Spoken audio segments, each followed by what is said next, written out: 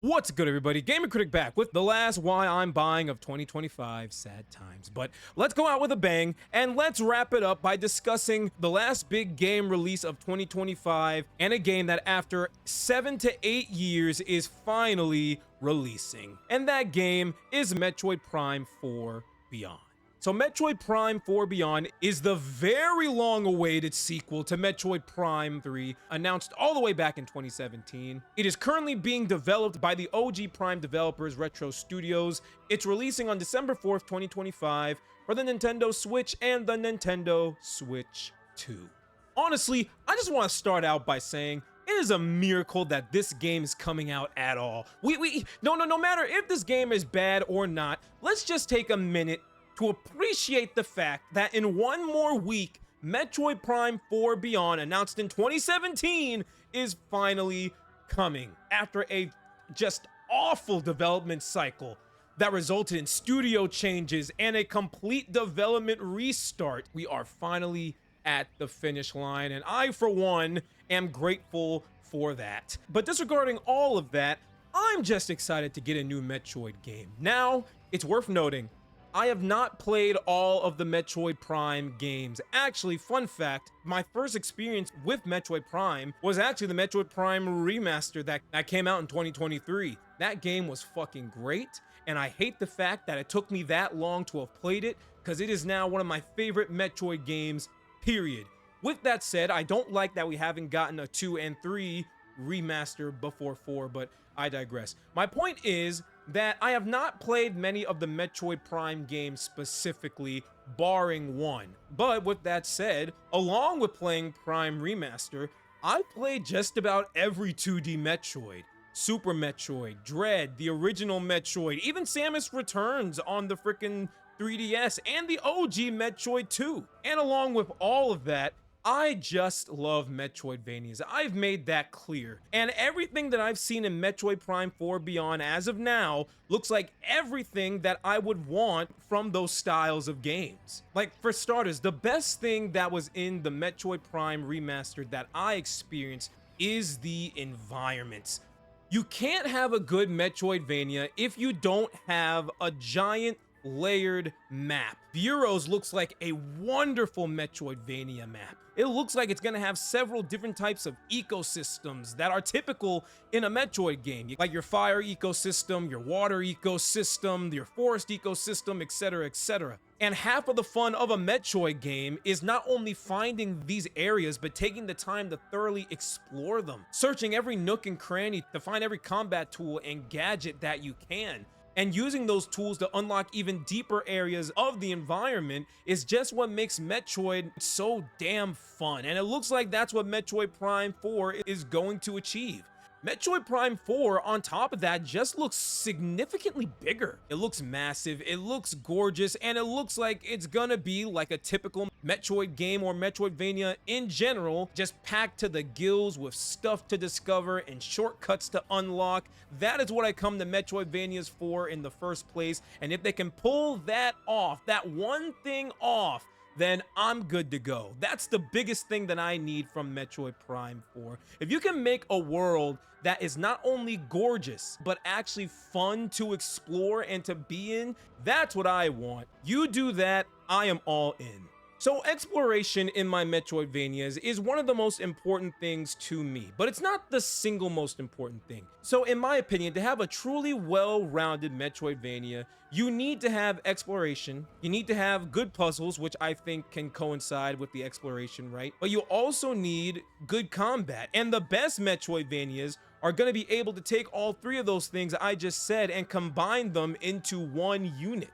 And it looks like Metroid Prime 4, for the most part, is gonna do just that. Now, the combat in Metroid doesn't look too changed up from the original Metroid Prime. It looks like Samus will get all her famous tools, her missiles, her morph ball, etc., etc. But not only does combat look ever so slightly faster, it looks like you're going to be able to move a little quicker, dodge a little quicker, which is always nice. They are going to be adding a few new tools to make sure that combat differentiates itself just a little bit. And in this game, the biggest new factor to combat would be a brand new array of psychic abilities that yeah, admittedly, at first might look and even sound kind of like a gimmick, but when you actually see it in game, the way it's implemented is honestly really interesting. It's nothing crazy. But using these new psychic abilities, you'll be able to like pull shields off of enemies and disable drones. And most importantly, Samus is gonna have a psychic augmented beam that will allow you to actually curve and guide your shots mid-flight, meaning you can hit weak points in specific enemies that you normally couldn't, or redirecting a shot after you fire it.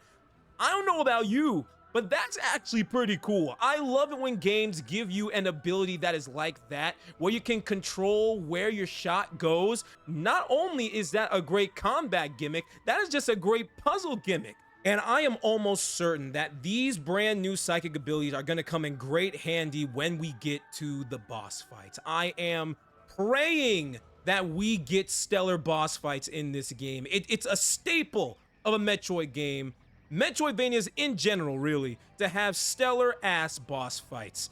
And the one or two that I've seen from Metroid Prime 4 Beyond do look pretty good. They haven't blown me away, but they do look good. And assuming that they build on top of the bosses that we've already seen, then hopefully the bosses in Metroid Prime 4 are going to be dynamite. Honestly, all this talk about the combat and the exploration, I'm just really excited for that feeling of evolution that you get from Metroid games, right? That's part of the reason why I love Metroidvanias. It's that power fantasy. It's that power fantasy of starting from nothing, incredibly weak, but slowly getting stronger and stronger as you find new tools and new gadgets to make it past certain enemies or certain environmental challenges. All that to say, I'm excited for this game because it's a Metroidvania. It's really that simple. Not even just a Metroid game, just Metroidvania. I love these type of games. I love how exploration, puzzles, and combat are all connected into one unit. I love these massive interconnected worlds and environments that are packed to the gills with stuff to find. And wrapped with all that, you get the genuinely interesting lore and backstory of these games thanks to the environments. If Metroid Prime 4 is able to do that, if it is able to just hit those marks of a good Metroidvania, exploration, combat, and puzzles, then I'm all in. Now, to be fair, I'm still on the fence about this game for a few things. One, I'm still worried about this open world thing that I think is implied with the bike and the stuff. If that is just a big open space that takes you from point A to point B, that's gonna be annoying, I'm not gonna lie.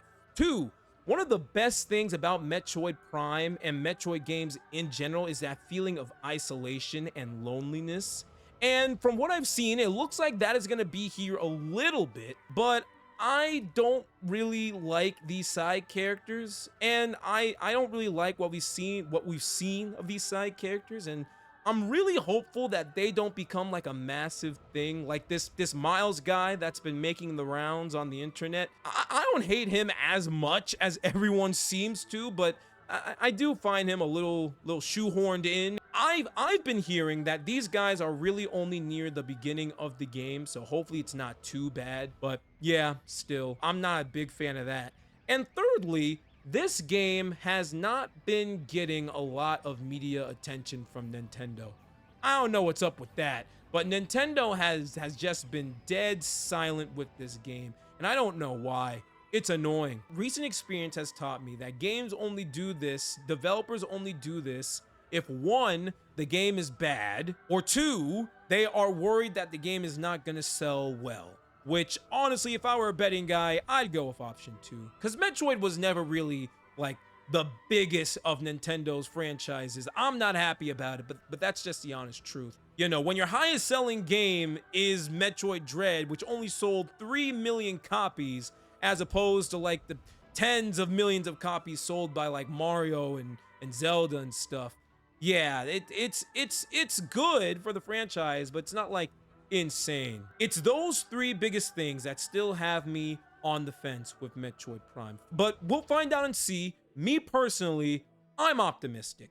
Everything that I've seen of Metroid Prime 4 has been really good, and I for one can't wait to check it out when it comes out on December 4th, 2025. And that's why I'm buying Metroid Prime 4 Beyond. 8-year wait. Oh, I hope that this game is worth it. expected. But I digress. Thank you guys so much for watching. If you enjoyed the video, like and subscribe. It helps a ton. My next video is going to be a quick review on Dispatch. That's about halfway done. I'll keep you guys posted on that. If you want to stay up to date with what I'm doing, you can follow me on Instagram. That's @thegamercritic. Be good people, and I'll talk to all of you very soon. All right, peace.